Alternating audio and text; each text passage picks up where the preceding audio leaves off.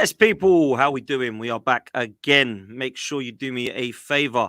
Make sure before you do anything else, smash a like, smash a subscribe, and get over to these guys as well, man. Kenny Ken is in the house. Kenny, how are you, mate? I'm very, very good. I was at the game on Sunday. I thought it was a good performance. The finishing weren't the greatest. I'm sure we're going to touch on that. But, we regulated Brighton to probably one chance in the sort of the 80th minute through Gross. Apart from that, basically cleaned them out in terms of like giving them nothing to play for. For some reason, Kai Havertz seems to be, something different now. You know what I mean? He's playing well. Eddie Nketiah had an assist. You know what I mean? He didn't do much, but he gave an assist. I didn't know Eddie Nketiah could trap a ball, let alone pass it. But you learn a lot of new things when you go to these games. But it's all gone. It's all about Porto in the last 16 we're going to discuss. But come on, the elephant in the room is Anfield on Saturday. We win that, and people might take us seriously. It might show that we mean business. If we don't win it, then all of that's going to, come in. Can Arteta beat a big team away from home?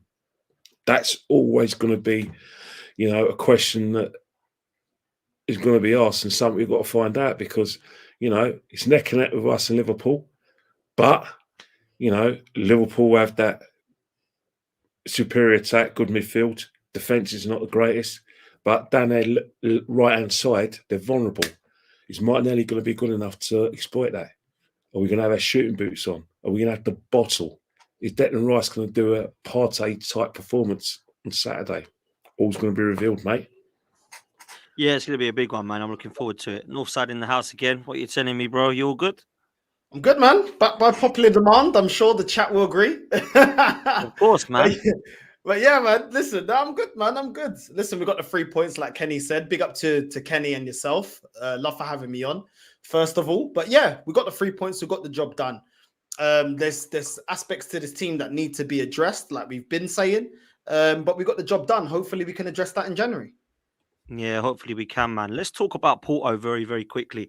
Obviously, it's probably a team that nobody really grimaced against when they came out the pot. I don't think it's a team that everybody will look at and go, "Oh no, I didn't want that draw." But Northside, let me start with yourself. Is that a good draw for you, bro? It can be a tricky draw. I know a lot of people don't watch the Portuguese league. Top Gooners will tell you that they did watch the Portuguese league when we got Fabio Vieira that can no longer get into the team. You know what I mean? Yeah, they all watched the Portuguese league when we got Fabio Vieira. You know what I'm saying? So I'm sure they'll have a lot of analysis on Porto since they're such experts on the Portuguese league, according to these pot reds. But anyway, as I was saying, that's quality, man.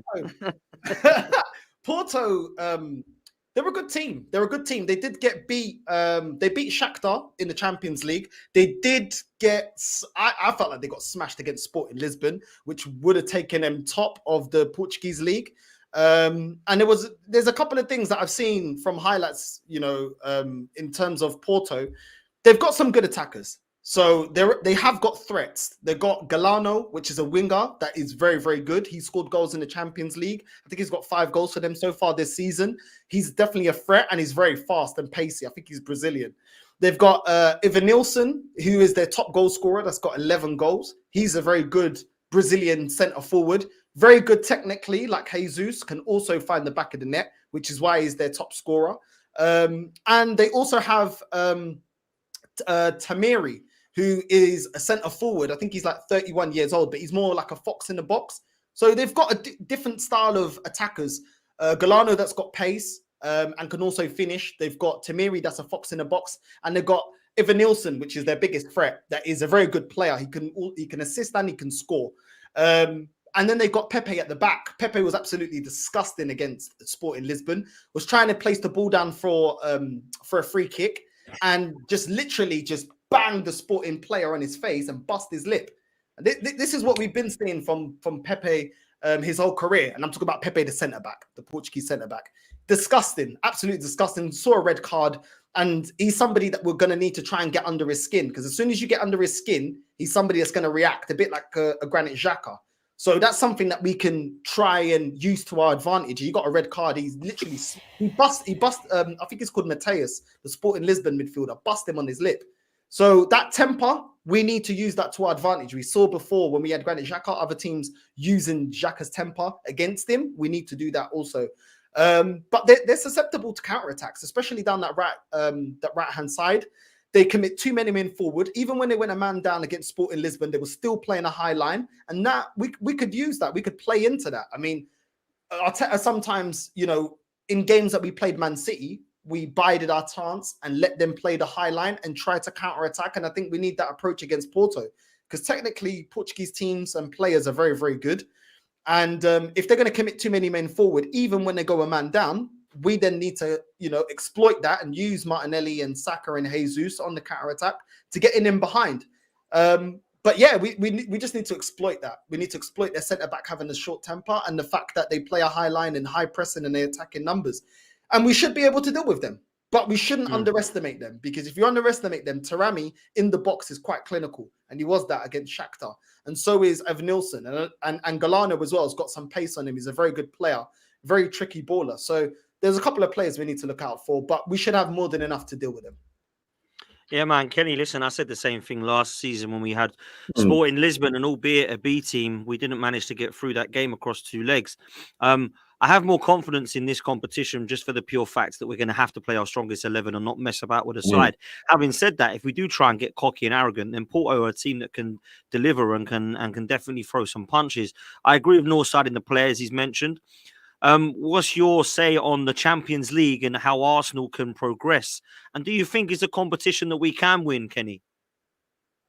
Well, it's about time, because we need to show that we need to prove that we're a big club, and the two ways of proving you're a big club: winning your respective leagues or challenging for it, and going for as far as you can in the Champions League. The other clubs have put us to shame. People don't want to hear it, but Spurs put us to shame when they're in the Champions League. They gave a better account of themselves in more recent years than we did. And it hurts when I look at Chelsea's record in the Champions League, and then obviously you got Man City, Man United under Sir Alex were excellent in the Champions League, and then you got Liverpool. So it's about time Arsenal, did their bit in the Champions League, because all we've done is shadow boxed. When we were in the Champions League regularly, last time we got to the quarterfinals was 14 years ago? 14 years ago. So our record isn't something to write home about, but defensively a lot better than we were with Arsenal's team, especially the teams of the latter times under his Premiership. But the way I look at it now is that you can never underestimate a Portuguese side. Portuguese, especially a team like Porto. Their record, they've won the Champions League more times than we have. They won it twice. And, they've won it by not having well stars, but having a good team, being able to keep possession and being very good in the counter-attack. And defensively, they're going to be a bit sound. I think what we've done really well in the Champions League is that we've made ourselves difficult to, break down defensively. But what we've done is that when we're playing at home, we use a lot. I think I've lost you, bro. Especially at home, to see our best. You're back. Christ. Back. You're back. Yeah. Hence the fact that you see our best performances in the Champions League, because a lot of the teams we're going to play in Europe are not used to our Premiership intensity. So that's a good chance, in the next round.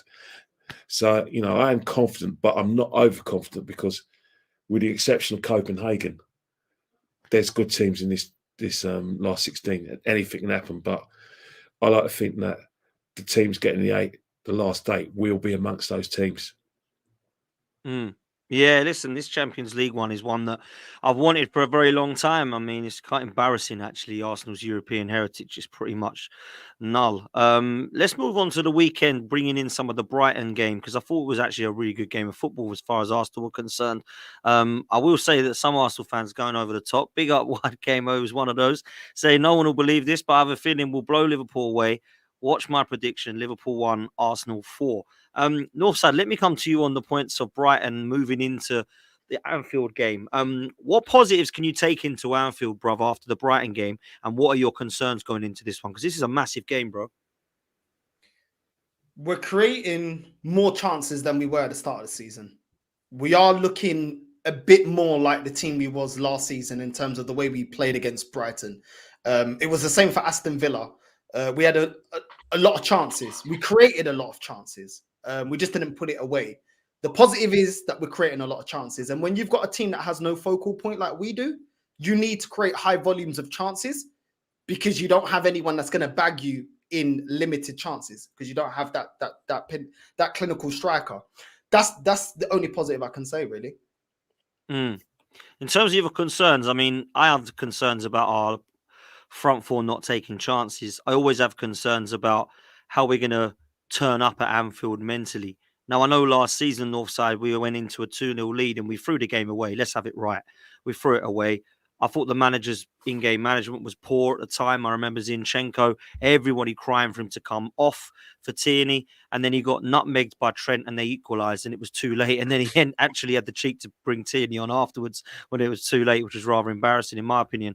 Do you think that this side can go into this game with a bit more confidence now with the likes of Declan Rice in the team, will be up for this game?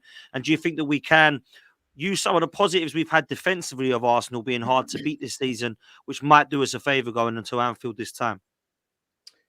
Zinchenko is always a question mark. The goal that we conceded against Aston Villa came down his side. So if you continue with Zinchenko, he's always a liability. And just to put a stat out there, because I know a lot of Arsenal fans get butthurt when I talk how I talk.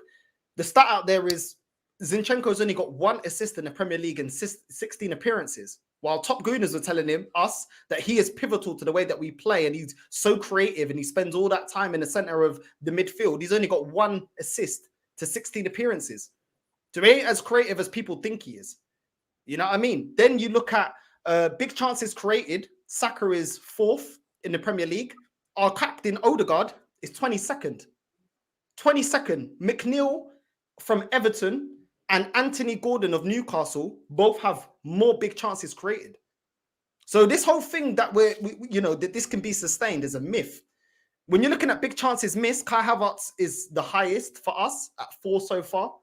Big chances created, Arsenal are creating as many chances as Brighton this season, which puts us in 8th. Big chances missed by a club, Arsenal are 9th. Our highest creators in the midfield both have 2 assists each, Odegaard and Fabio Vieira. 2. And this is in 16 appearances, 16, 14 appearances.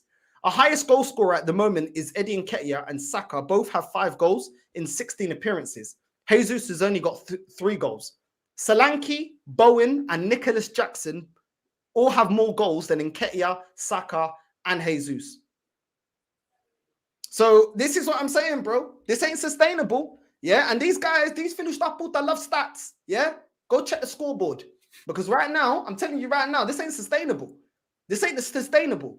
The captain that they love and Odegaard played amazing against Brighton. He's only got 2 assists this season. And that's your captain. That's our captain. Our most creative player, yeah, apparently that's pivotal to the way that we play this system's got 1 assist in 16 appearances. And this is phase 4. This is phase 4. Yeah? In big chances created, Odegaard is 22nd on the list.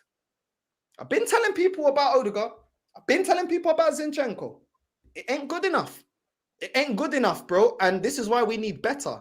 Yes, we're creating chances. Also, that also shows that we're not putting a lot of chances away because we did create a lot of chances against Aston Villa and Brighton, but we're not putting them away. And that's been the problem that we've had since we got rid of Aubameyang because we never replaced the goals for Aubameyang. We replaced Lacazette. Jesus is an upgrade on Lacazette.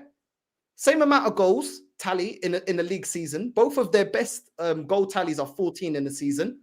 And Jesus is more technically better and his link-up plays better and his hold-up plays better. But in terms of goal scoring, it's exactly the same. We had Aubameyang getting golden boot with Harry Kane. We never replaced that. We've never replaced that. Not even with Saka. So this is what I'm saying. These problems have been lingering for a long time. And that is why I get so annoyed. And that's why I get so annoyed by things because sometimes the fan base gets so carried away that they will miss that. They will miss that we're not, when you look at the stats and when you look at certain things, certain players have not been replaced. Certain stats ain't looking that great when you start looking at numbers and stuff. It ain't looking that we can sustain this run to be top of the league like this. We've got a lot of work to do in January. And I think people need to start recognizing that. You know what I mean? And Odegaard isn't the player that they think he is. He really is not the player that you think he is, because he should have got a lot more. He should have got a couple of goals against Brighton. You know what I mean? And that was a game where Brighton bring nothing, because all Arsenal fans are telling me that we dominated the game. Well, if we dominated the game, why is Odegaard not producing more? Because normally he goes hiding when we're losing the midfield battle. We don't lose the midfield battle. Brighton offered nothing.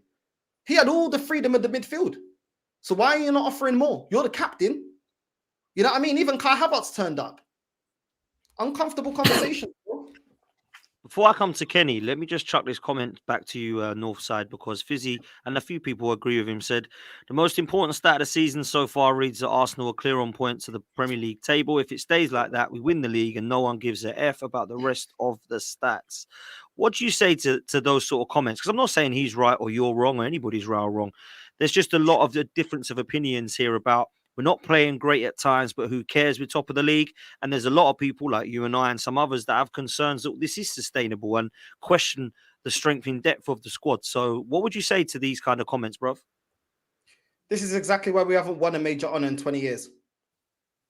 This is why. Because the going's good so far, no one looks at how we can improve. Yeah? And everyone that's looking at it, oh, we're top of the league. You guys were saying this last season. Last season, Kenny Ken was telling you was leaking too many goals. What happened? We capitulated. How many times did we tell you in the past, going up against Leicester and Wenger coming out that there's no quality in the market and we just get Peter Cech and everybody's just behind it, and then we fall short in a season that we should have won the league? How many times do we need to keep saying the same thing? How many years did we need a Vieira replacement, an Henry replacement, a Bergkamp replacement? Arsenal fans like to get too excited way too quickly, and they don't look at where they can improve. And this is why we always come unstuck, because we're always reactive instead of proactive. At the end of the day, let's not forget, a lot of Arsenal fans are calling for Osimhen. Why? Because they can see that we need a goal scorer. But then if the club comes out, like they've been coming out in recent weeks saying that we only need a midfielder, oh, that's fine. But this is what they said last season. 10 out of 10 transfer window in January. And then when we bottled it, oh, yeah, we had a light bench. Oh, yeah, we need to strengthen in the summer. Oh, this, oh, that. It's all the revisionism. But why can't you call for it? We can actually do something to strengthen the fact that we got a left back that is better going forward than defending. We had that in Granit Xhaka. We can actually go out there and get a left back that can defend. We can go get a striker that's going to bag goals, 20 to 30 goals a season, or try to at least get a striker that is able to do that. We can do that now. There's no point doing it in the summer when the season's done.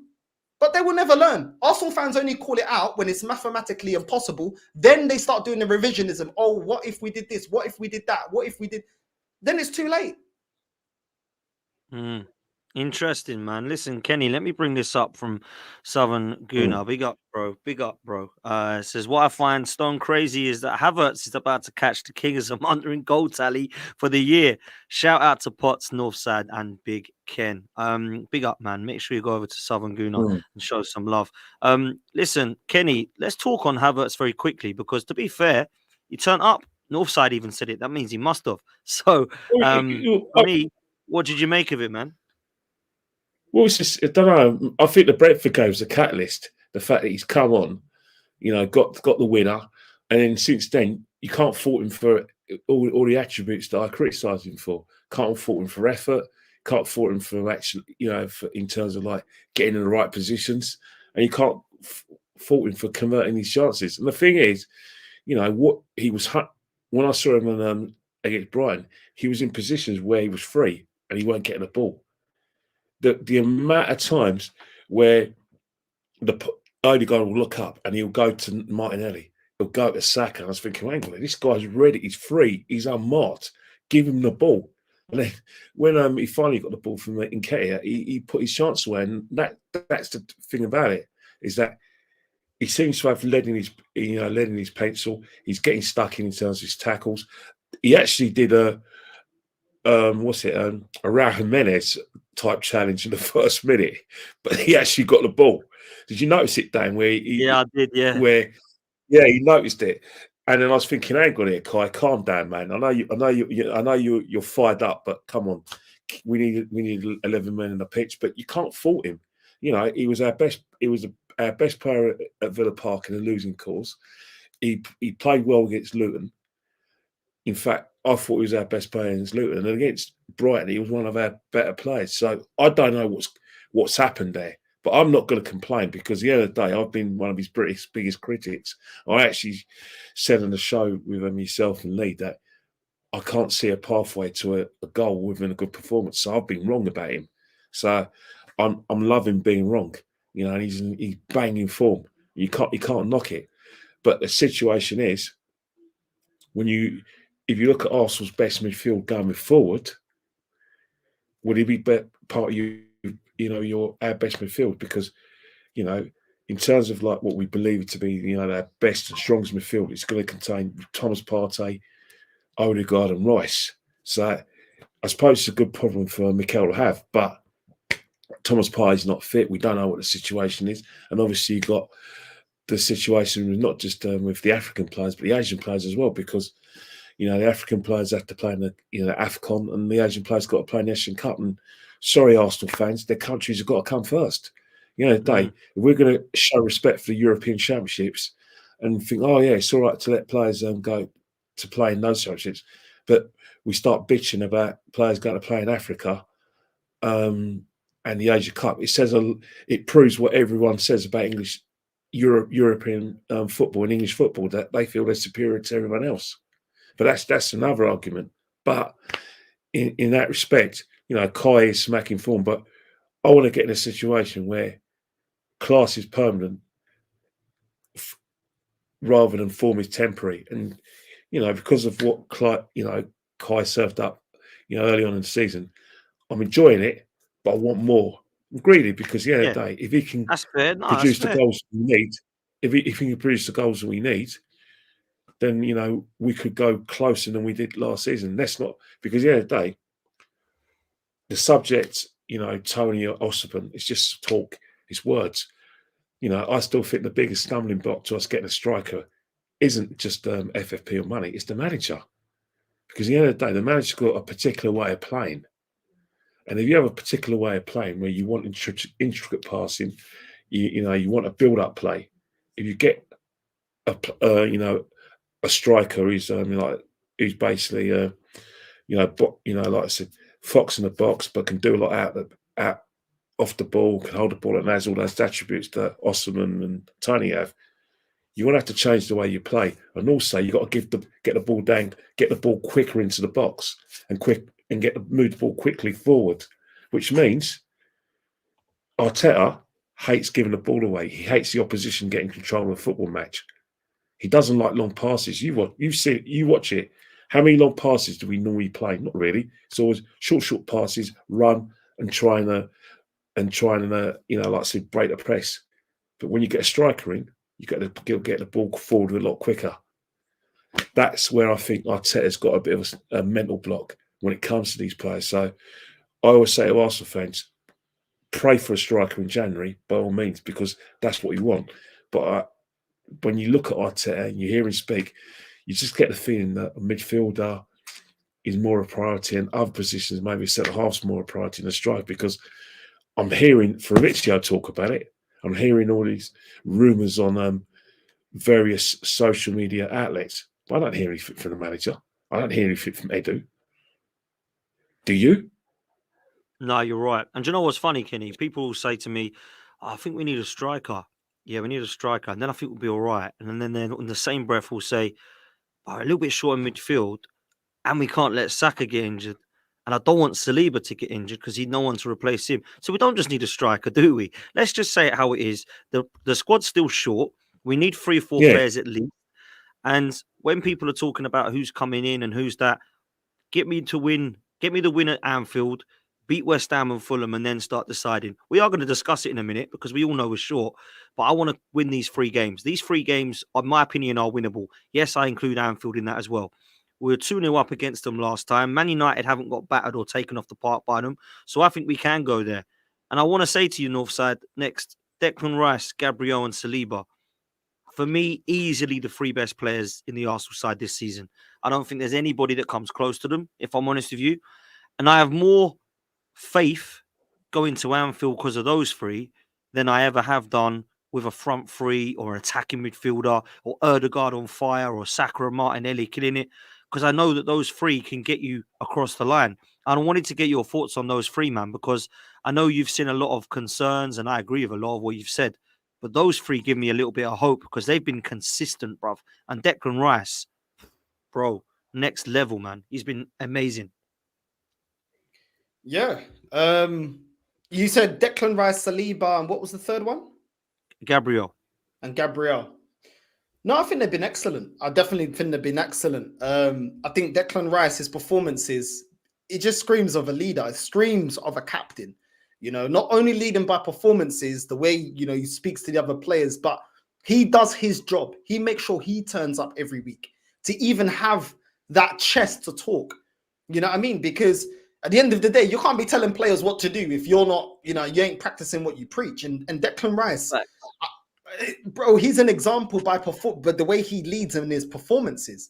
And I feel like he's been excellent. Even when he's playing CDM, I've been saying it. Even against the City game, I've been saying, like, how many chances does he get into the box? Like, and we saw it against Luton, the last minute winner. Do you know what I mean? And he's playing CDM, which is why I advocate more for him to play the Xhaka role. Let him go forward and let him also come back and also shield the back line alongside Partey sitting or El Nene sitting, because you're kind of restricting him. He's good because he's already doing it already. Yeah. He's playing CDM and he's already influencing our final third play. He's already getting the ball. Against Brighton, I saw him one time pick up the ball and just driving forward with the ball. Yeah, I wish he would have scored that, man. That was class. Do you know what I mean? Like, we haven't seen somebody do that from deep since Santi Cazorla. The times of Haleb and Rosicky, players like that. We've not had a player that can get the ball from deep where the midfield is congested and is able to dribble his way out of a congested midfield and spring a counter-attack. And Declan Rice has done that. Not only, do you know what I mean? And I can't heap it, like, give him enough praise. I feel like the Xhaka role would just work perfectly for him. And it is an upgrade because he can defend.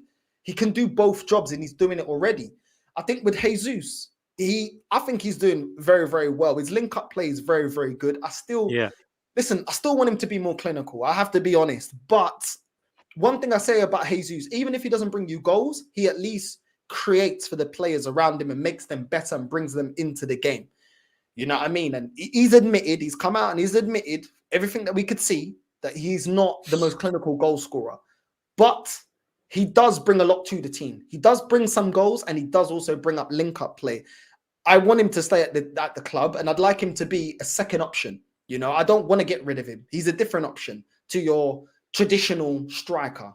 And he brings a lot. In certain games, he is exactly what you need against certain teams. Against other teams that, you know, have 2 banks of 4, sometimes he can come unstuck. But I think that he's been very, very good this season. And it is what it is at the end of the day. He's shown us what he is, and he is what it is. And that is the type of player that he is. But technically, he's up there. He's a very, very good technical player.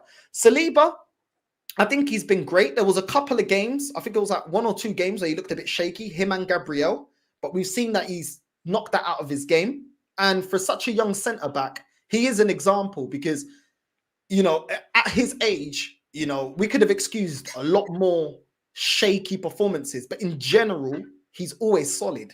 And for his age and his experience, I think he's an absolutely amazing centre-back. Like the way he just makes things, good centre-backs make it look easy. Good centre-backs, they're like fire extinguishers. They just put it out. He knows what to do at the right time. He reads the game. He's not erratic. When a centre-back is erratic, it's because he's out of place. He's not reading his runners. He's not marking his man. He's unaware of himself. His positioning is wrong. And you rarely ever say that about Saliba.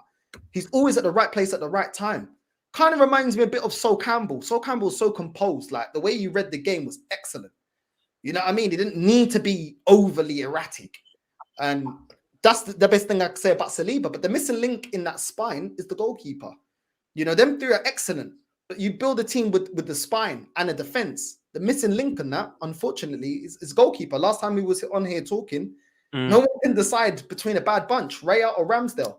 Pick your poison. You know what I'm saying? Listen, unfortunately, that debate just seems to keep be going on, and it's frustrating. It is But, because man, you say it's going on, but it's not. It's only going on from the fans, not from the manager. The that's manager's what I made his mean, mind Kenny. up. That's what I mean. The manager's made his mind up, but the fans won't allow that to be the case. Yeah, Every week we're the talking about fans who's got to coming move back on. in. They got to move on to move on, because they got to move on to a different argument of the goal of our goalkeeping, situation.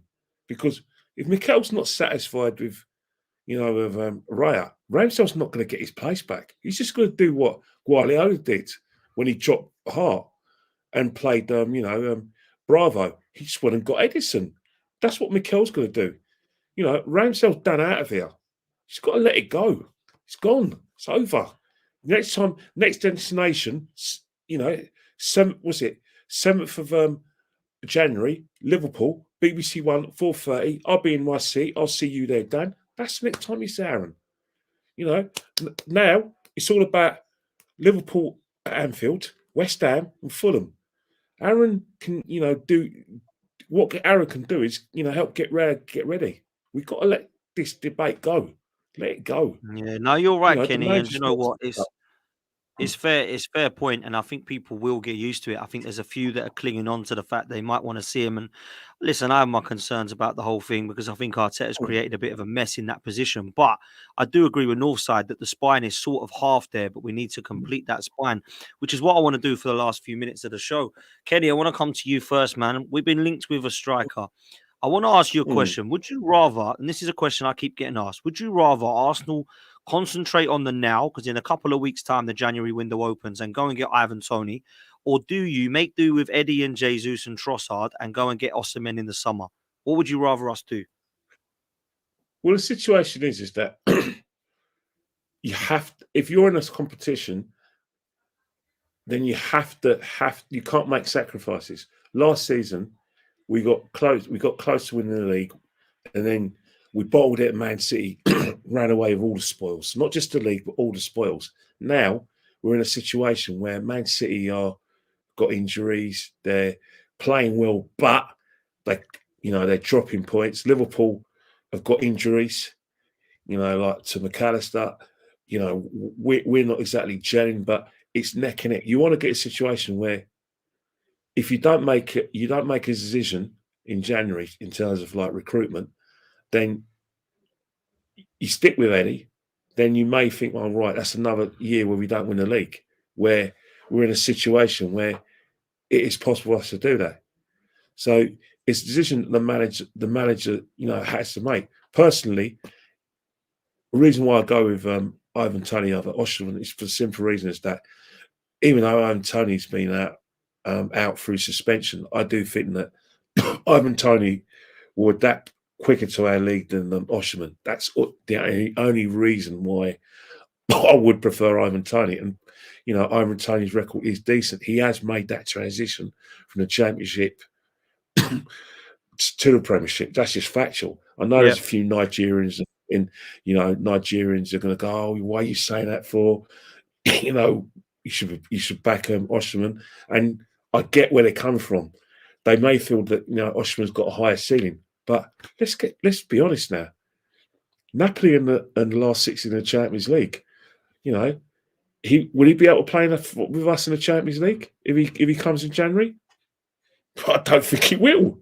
No. Whilst we got a player we can buy, who not only would he be able to assist us in our quest for the elusive league title, he'll also assist us in the quest for the second holy grail, which is the Champions League. So practically, it's all about short term, but I do think that Ivan Toney's more than the short term option. He's a long term option as well. There's a ceiling that Ivan Toney can go to as well. Obviously, you look at Osimhen, but I say it once, say it 1,000 times. As good a player as Osimhen is the transition from Serie A to the Premiership massive, or wouldn't it matter? I still have doubts. I still see a lot of our players who come from, from our cousins in Europe, and they struggle to adapt, not because they're bad players, it's because of the intensity of our league, especially every game has something on it. Especially away from home. Every team thinks they can beat anyone. You know what I mean? Yeah. Crystal Palace don't fear Man City when they go to your head for some reason. Tottenham don't even fear Man City, full stop. That's the nature of our league. Now, I'm not saying Serie A is, is inferior to our league. I'm just talking about the intensity. And I think that takes a time. And, when a team like Arsenal is a big club that has to win trophies, the third biggest club in the country, there isn't enough time to wait for a player to, get used to our league. That's the situation that I do have concerns about. We want someone who can hit the ground running. I'm not saying Osimhen can't, but he's not going to be any use to us in Champions League because he's already in a situation where he's with Napoli. He may, want to, see it out and see how far they get in the Champions League. Then he may want to make a decision in the summer. And anyway, Osimhen's Nigerian, so he'll be playing. Do they qualify for the League of Nations? Help me out here. So he's going to be away in January anyway, if Nigeria have qualified. So these are the practical things that these are practical things you want to ask yourselves. Do Arsenal fans need to win now, or should we wait and think long term? Well, if you haven't won the league in 20 years, my answer is always going to be, I want it now. Listen, my answer is I want it now. Before I come to Northside, make sure you do me a favor, man. There's 200 of you in here. Make sure you all smash me a like. I'm literally 5 subscribers away from 12.8k people. So literally 5 of you to hit the subscribe button, which of course is free, and the like. Just 5 people. That would be amazing. That would make the night great. Northside, let's come to you, my bro. Dominic Solanke being linked. I don't know what that's all about. I don't know what your thoughts are on that. I personally don't see that as a huge upgrade on Eddie Nketiah. But I do see Ivan Toney as that. Osimhen would be a summer move for me. There's no way he's coming in January. But I want it in now, bruv. I don't want to have to wait any longer for signings. I want to do it now. And Ivan Toney, for me, is the one that we should go get. So if we can get a box-to-box midfielder on Ivan Toney in January, I do it now. I don't wait till the summer to try and see if we can get someone perhaps a little bit better that might cost a bit more money and might be a newer or shinier toy. I'm taking Ivan Toney in January if we can do it in the next couple of weeks. What are you telling me, bruv? 100%. I agree with you, and I agree with Kenny Ken. Doku has come to Man City. He looks good, but at the same time, there's still a lot to be asked of him. Sometimes he's a bit erratic in front of goal. Why? Because he's come from a foreign league. He's getting used to the league. Slobberslai, he's come. He looks like a great player, but he's still not performing to the level that they expected with that investment. Yeah, he's still got time, but more to my point, he's not used to and accustomed to the league. Do you know what I mean? It's the same with Kai Havertz. Kai Havertz was in the league for how many years? And only now is he starting to get a bit of run of form. You know what I mean? He was always choppy at Chelsea. And only now, being in the league 3-4 years, is he getting some form. We've got countless examples of these kind of players that come to the league, and it takes time. Darwin Núñez was at my Portuguese club, Benfica. He's been here, 1-2 years now. He's still struggling to find that form, that consistency. So when you buy from abroad, more times than not, why the fan bases always say, give it time.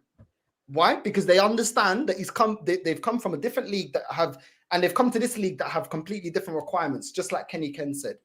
You know what I mean? And then when you're looking at the profile of Osimhen and Toney, for the style of play that we play, and I'll piggyback off what Kenny said, we play intricate little triangles and little short passes. Ivan Toney makes more sense. Osimhen wants to run off the shoulder of the defender. He wants to get space in behind. Now, I know he's better than Eddie Nketiah, but when we have Eddie Nketiah, everyone always says we look better with Jesus, because Jesus he integrates to our system a lot better. Ivan Toney gets you that he's a technically sound player. He can pick out a pass, but he's a better goal scorer than Jesus, and he can score a different variety of goals. Outside the box, inside the box. He's a good header of the ball. So that style of player into what we're doing, yes, it offers you that clinicalness in front of goal, but it also offers you a player that technically you're not losing anything technically. You know, let's not forget this manager got rid of Aubameyang because technically he wasn't good enough. Osimhen could be that style of player. Then what are we going to do? Do you know what I mean? So it's risky because the only thing Aubameyang was good at is scoring goals. Other than that, he was useless. His build-up play was rubbish. He couldn't hold his man off. And from what I've seen of Osimhen, he looks more towards that style of striker than a Jesus. And I think Ivan Toney is more of a perfect balance. And on top of that, he's already in the Prem. Our last couple of signings that have hit the ground running, Trossard we got last January. Look how quickly he integrated into the team because he was already from the Premier League. We could even play him out of position because he's accustomed to the league. He was playing a striker for a while because Jesus was out. And it was almost like he's a striker, almost, the way he covered that position so well. Zinchenko, look how well he started to perform in this team very early on from coming from the Premier League. Jesus, we got him from the Premier League. So there's countless examples of players taking time from abroad and players integrating a lot faster in January. And like Kenny said, if we're going to go for the league, we need someone that's going to hit the ground running because we need the goals now. Because if we didn't need the goals now, we wouldn't need to go get a striker. We need the goals now. So we need someone that's going to bang now. That's the whole point of getting a striker in January. You need the goals. That's the sole purpose why you're getting a striker in January. If we're going to get a striker that we don't know, it's very questionable. João Felix was sourcing in Europe, but then comes to the Premier League. I know he was on loan at Chelsea. Was he sourcing at Chelsea? Was Darwin Núñez sourcing at Chelsea? So I think fans, they need to look. At the end of the day, I think it's a lot more logical getting Premier League players, talent within the Premier League in January, and getting maybe talent from abroad in the summer where you've got time, a pre-season to bed them in and they can understand the system that you're playing and what the manager wants, etc., etc., etc. Because I just don't understand.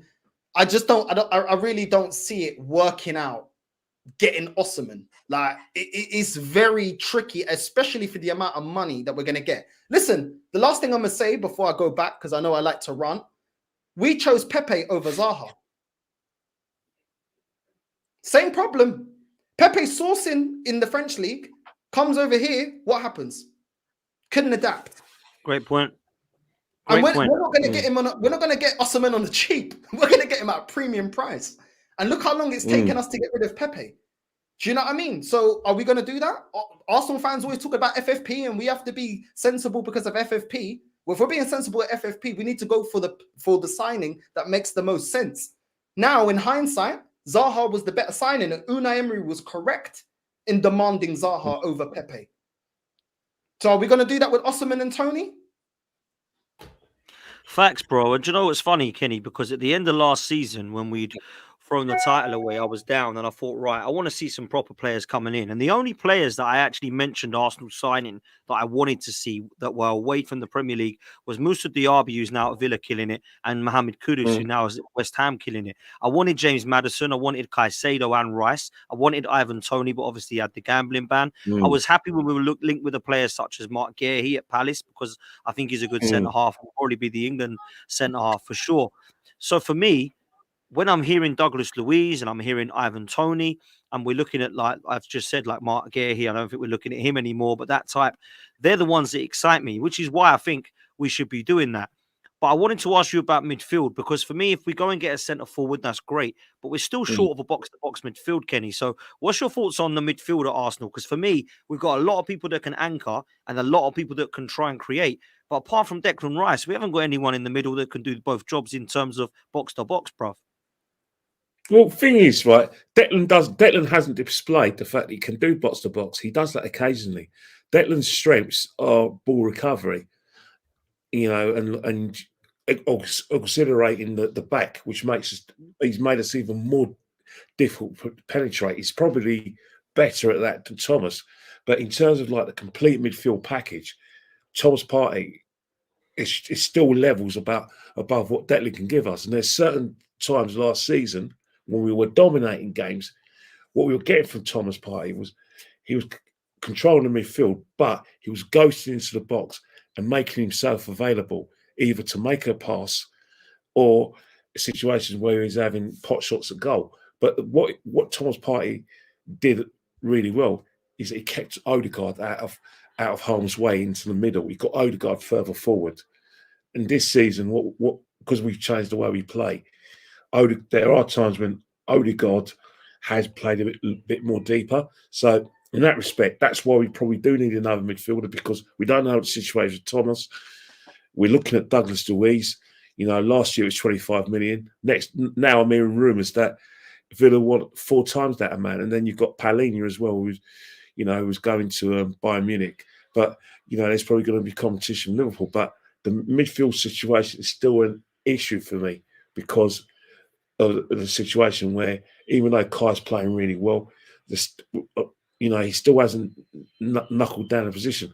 We talk about the Xhaka position. I do get that, but Arteta always changes their style of play. It's hard to keep up with that. But midfield is probably going to be a situation which could cost us, the kind of trophies that we will need, especially moving forward in the league and like the Champions League, because we all talk about a striker, but there are certain games where obviously we're playing really well now, we're banging form, but there's going to be situations where you just need that midfielder who could give us more control in the midfield and get Odegaard in the more advanced areas on a regular basis, which we were seeing all of last season. So I do look at it, but the problem with me, I'm fussy. I look at Luiz and look at Palhinha. Are they as good as what Thomas was at his prime? No. I'm not sure about that. I'm not sure, and that's the whole situation. But players like Thomas Partey, they're very rare. You know what I mean? All these strikers we're talking about are very, very rare. But that is the slight concern in midfield. The strike obviously speaks for itself, but midfield, the whole situation. But you think about games like Man City when we have to go to the Etihad next next year, second part of the season. Midfield's going to be very key there. The midfield is going to be very key on Saturday, because I do think that Liverpool got injuries, to players like, McAllister. That's an opportunity for us to, if we can try that midfield, we've got half a chance. You know what I mean? That's an area 100%. Where last season, one of the reasons why we dominated and should have won the league is our midfield was flawless. No weaknesses last season. No, I agree. Couldn't argue. I agree. I think we could win the game in midfield. I honestly do. I think that is where we can dominate personally. Listen, people, we're 2 people away from 12.8. Let's make sure that we can do it. All you got to do is hit the subscribe button, and then it goes to 12.8. So let's do that, people. Literally, smash it. Smash the subscribe. Smash a like. Make sure you follow both these guys as well. Get the slip out, and then man. It's done. Get the slip out. Come on. Get the slip out like my mum used to do. Just is that 2 people? 2 of you. Come on, 2 people. I'm sure you can do that for us. Big up, man. Listen, Northside, let me chuck a name at you now I've not heard of before. Sporting Lisbon. I've heard of Diamandeo. I think is going to be a very, very good centre half. Inacio. I don't know if I've said that right. Probably have butchered his name, but he's a CDM and centre back in a John Stonesy type role. From what people have told me, I don't know much about him. What can you tell me? Do you know anything about him? And do you think that this could be a serious link for Arsenal? To be honest, I can't. I've been so busy with Premier League, I don't really watch the Portuguese league that much apart from highlights. So I'm not going to make it up. To be honest with you, a safer bet is going and get Palhinha, because these Portuguese players is hit and miss. Let's keep it real. You get players that come from there. Jackson Martinez was one that came from Porto that had a big reputation, didn't really live up to it too long. You know what I mean? You got João Felix, he struggled. You know what I mean? Renato Sanchez. Buying in the Portuguese league, it's risky for a club like Arsenal, because if we're paying big money and we need players, we've got to comply with FFP and all the rest of that. It's risky. It's really risky. So I would get someone like Palhinha that come from the Portuguese league, but has had Premier League experience, and you can see, I mean, Ruben Neves was one that had big reputation coming out of Portugal, and he never really fulfilled the reputation. You know what I mean? Di Maria did well. David Luiz was at Benfica.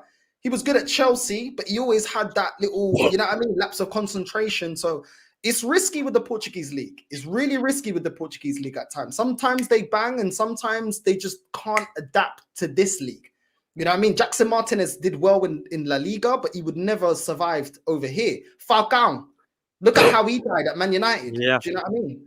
So the Portuguese league does have a lot of talent, but I feel like the talent from Portugal suits a lot more La Liga than this league, because they're not, most of them aren't ready to take on the Premier League.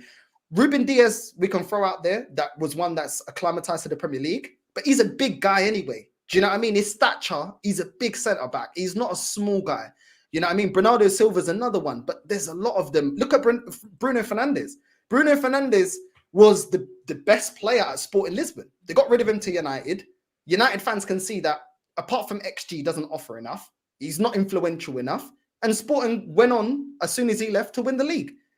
So it's risky, bro. Like, it's really risky with the Portuguese league, especially with the prices that they want. Sporting don't sell cheap. Benfica don't sell cheap. Porto don't sell cheap. So you're buying their players at a premium, because that's how they make their money. When we're run the way that we're run, like Liverpool, it has to work. You know what I mean? At Arsenal, it has to be at Alisson. It has to be players like that. And because of that, I would go away, and I'd prefer someone like a Paulinho. Interesting, man. Very interesting. Listen, we're going to wrap it up there, people. All I will say is thank you so much for 12.8k. It worked. Thank you so much, peeps. You got us there. I really appreciate it. Maybe it was Kenny Ken looking like hard and, you know, with his arms out. Maybe they're like, I'm going to mess with him. I'm going to hit the subscribe and like. I'm just sitting in my chair. I'm just sitting in my chair like an old man. You know what I mean? You know, I've got multiple choice in what to watch. Do I want to watch Chelsea versus Newcastle, or do I want to watch, you know, someone win the BBC Sports personality for saving a penalty in the World Cup final that he lost, and then she let off an expletive to a player, still lost though. Now I like to see winning football. I don't like to see gifts. Or, you know, like, you know what I mean? I'm not Joe Barton, by the way. Pick the football. Pick the Chelsea Newcastle game is my advice to you, mate. I don't know who's going to win that one, though. That could be on. I'm hoping Newcastle. We'll see, man. Listen, make sure you go follow Kenny Ken, people, on Instagram. Just put Kenny Ken in, you'll find him, Kenny Ken 1972, and Northside LDN, man. What are you up to now on subscribers, and what you doing, bruv? Me? Yeah, go on, Northside. Oh, yeah. Closing in on 6K. So, less than 300 away from 6K. Yeah, man, God is good. God is good always. And just dropping videos, man. Just dropping videos, putting out little clips, because not everybody wants to sit through an hour stream. So, just putting out clips and reacting to rivals. If Chelsea lose today, yeah, it's going to be peak. I'm going to love to see the meltdown. And people can see when I talk about rivals, I'm not emotional. And I can just sit back and enjoy the reactions. You know what I'm saying? Love that, man. Love that. So, yeah, man, big up, man. Love every time, Dan, for getting me on. You know what I mean? And big up to Kenny, bro. Big up to Kenny. Listen, Kenny, I told you before, we need a channel. we need to do it. You know what I mean? I've enjoyed myself. And I must say, like, I've got a lot of respect for you, Dan, because one, you've branched out and you do get different people on your shows. It's not like a closed shop, which some, channels do seem to be. You do have it on, and, you know, I'm glad that you do have Northside on, because at the end of the day, one, I enjoy what Northside says, and two, I like balance. You know, I'm more for Northside than, you know, who the other guys you've had on, you know, Jessica. I like the fact that Northside and Jessica, were on together. I knew they had different views, but I thought it was entertaining because they had different views. You know, I like the one with the Northside and the geography master, because you got different views. You know, I like that. I don't want to see people going, yeah, all right, I love you, let's go and hold hands together. Yeah, all right, mate. Yeah, good. Yeah, I'll see you at the Football Content Awards, and then do me a favour. Come on. I love you, Kenny, Come man. on, I love you. let's have a bit of a spark, mate. Come on, stop going like pork chops and wazzers. Let's just have a debate. Not everyone, likes white bread. Not everyone likes, like beef burgers. Some people like steak rather than beef burgers. Come on, let's have different views on. Let's have a debate. Entertain people. That's what it's about, man. That's what it's about. There's a reason why Ty and Claude were the biggest show on that channel. Yeah. Biggest show. Both diehard Gooners, but one was patient, one was impatient. Listen, I've got to say it. I'm more than happy with anyone to come on my show. I don't care who you are. I don't care what opinion you have. I don't care if you've got 1 follower or 1 million followers. I'll always hear Gooners out, and I'll always respect your opinions, and I'll always allow you to voice your opinion as well. So big up to both of you for coming on, and I respect everything you've just said, Kenny, and appreciate it. So make sure you get over to both these guys, man, and subscribe to their content. We're going to be out of here. We're going to be back very soon. Be out back tomorrow. We'll be back on Thursday. I'm back on Friday leading up to Christmas. So until then, take it easy. Smash a like on your way out. Just hit over 100 likes, which is wicked. We've hit the 12.8K. You guys have been amazing. Take it easy. Until next time. Peace. Love.